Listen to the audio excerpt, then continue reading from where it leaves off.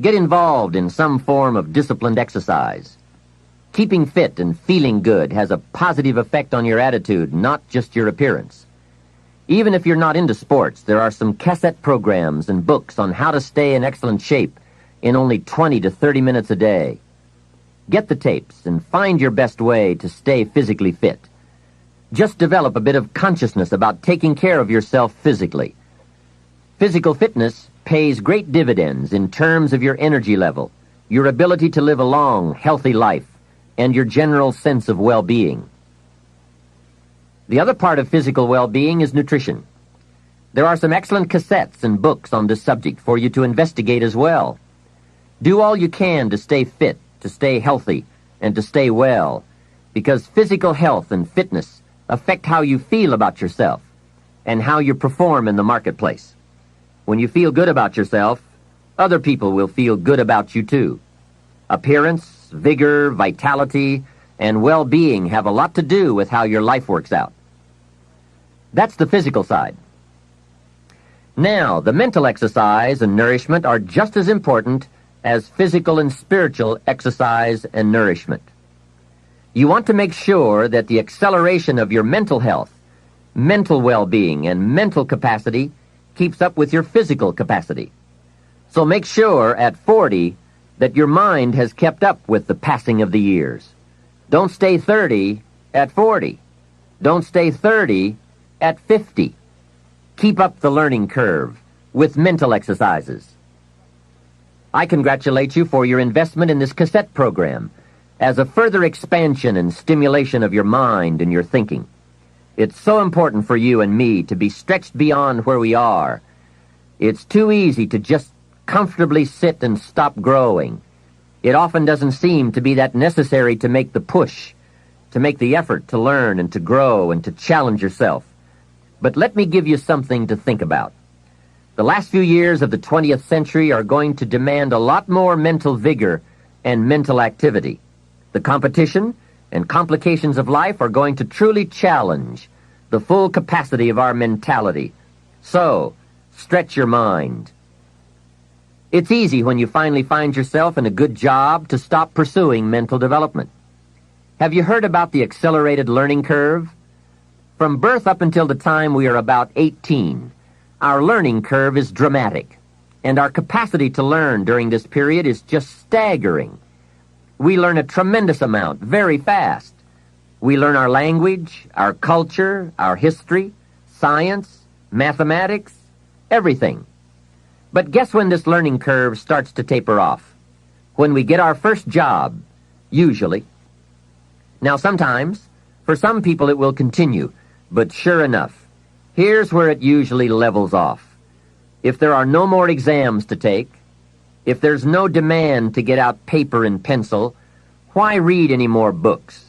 Now you will just learn by some experience, just getting out there and by doing it wrong and doing it right and stumbling around. You learn some. But can you imagine what would happen if you kept an accelerated learning curve all the rest of your life? Can you imagine what you could learn to do, the skills you could develop, the capacities you could have? So here's what I'm asking you to do. Be that unusual person who keeps up his learning curve. Succeeding in life is not usual. It's unusual.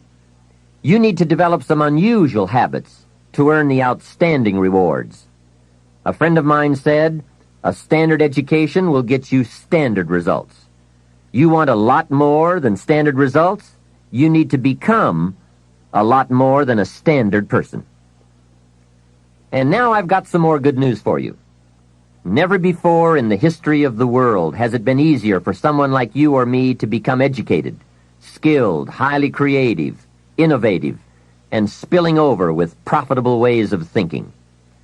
I'm talking about making full use of audio cassettes like the one you're listening to now. You can turn your automobile into a professional growth seminar on wheels. I'm serious. Cassettes can turn the time you spend driving your car, dressing in the morning, or exercising into solid, effective personal development. While your friends are vegetating on the way to work, listening to the radio that doesn't help them one bit to do a better job, You're picking up new negotiating skills, better sales techniques, or a new creative way to solve problems. Keep building your library of fine, quality cassette resources. There isn't a better place you can put a few dollars every month. Become a student of good ideas, wherever they can be found. Always be on the lookout for a good idea, a business idea, a product idea, a service idea, an idea for personal improvement.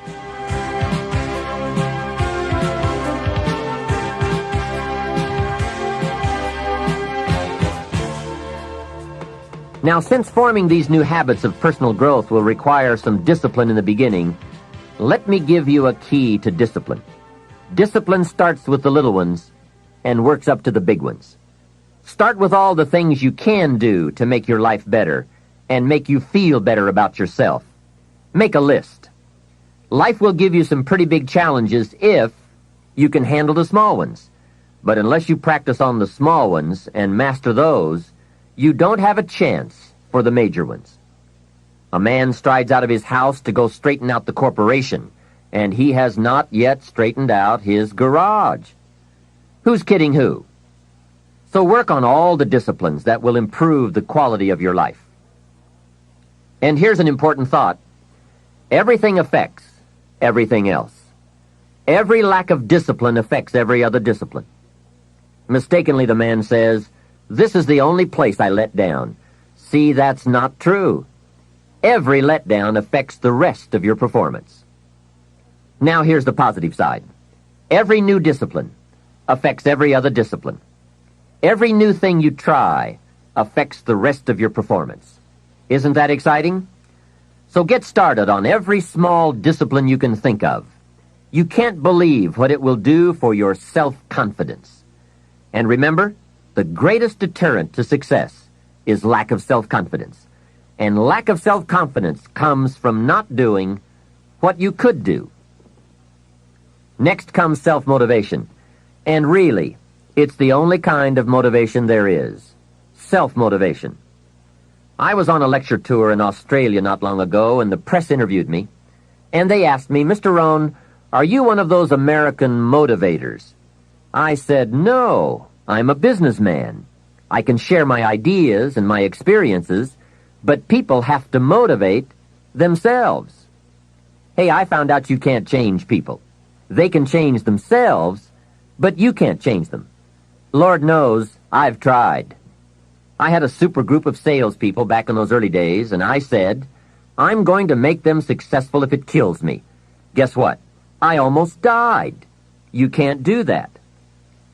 In management, we learn good people are found, not changed. If you want good people, you have to find them. That's the best answer I can give you.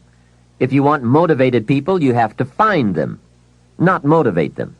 The first rule of management is don't send your ducks to Eagle School. Why? Because it won't work. I've tried it all. I picked up a magazine not long ago in New York, which had a full-page ad in it for a hotel chain. The first line of the ad read, "We do not teach our people to be nice." Now that got my attention. And the second line said, "We simply hire nice people." I thought, what a clever shortcut. Motivation is a mystery. Why some people are and some are not. Why does one person in sales see his first prospect at 7 in the morning, and the other salesperson sees his first prospect at 11 in the morning? Why would one start at 7 and the other start at 11? I don't know. I call it mysteries of the mind. I give a lecture to 1,000 people. One walks out and says, "I'm going to change my life." Someone else walks out with a yawn and says, "I've heard all this stuff before." Why is that? Why aren't they both affected the same? I don't know. I call it mysteries of the mind. A wealthy man says to 1,000 people, "I read this book, and it started me on the road to wealth." Guess how many people of the 1,000 go out and get the book? Answer, very few. Isn't that incredible? Why wouldn't everyone go get the book? It's called Mysteries of the Mind. To one person you say, "You better slow down. You can't work that many hours, do that many things, go, go, go. you're going to have a heart attack and die.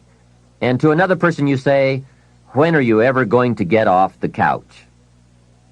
What is the difference? It's called mysteries of the mind. Why wouldn't everyone strive to be wealthy and happy? I don't know. It's a mystery.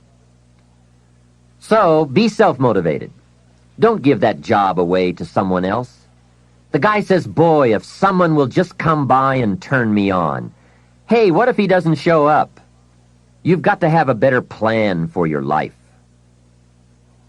Since you're self-motivated, and I would assume that you are since you've invested your money, and now you're investing your time to gather good ideas for more success, I want to share the best of what I've learned and experienced in my life. You deserve the best I have to give, and more. Now, I'm sure you'll agree that this fundamental personal development is a major part of the platform, the foundation on which you can build. So let's get on now with the rest of the fundamentals for wealth and happiness. Of all the subjects that stir the imagination, this has to be one of the major ones: financial independence, freedom from financial concerns, owning the financial resources that give you the means to really do what you want to do, to make your life all that you want it to be. We don't have time to go through all the interesting ideas that have been written and discussed on the subject of financial wealth, but I will offer you a few major ideas that have really made a difference in my life, financially and otherwise. Mr. Shoaff said to me that he thought it was a worthy goal to become financially independent for 3 major reasons. First, with money no longer a time-consuming consideration, I could then begin devoting heavy time to all the other dimensions of my life. Second, he suggested I become financially independent because it would tremendously increase my ability to help others. Only from positions of strength, including financial strength, can we help someone else. Finally, and most important, he said, I believe it is worthwhile to become financially independent for the sake of developing the person you must become to achieve that goal. What a major secret he taught me. Set a goal to entice you to become the person it takes to achieve it. Reaching the goal is the lesser value. The primary value lies in the person you become by reaching it. You see, it's not the $1 million that's most important. It's what you must do and become in order to be a millionaire. We're all aware that many people feel that we must be careful of focusing on money or affluence or abundance, that in it or in the pursuit of it there is danger.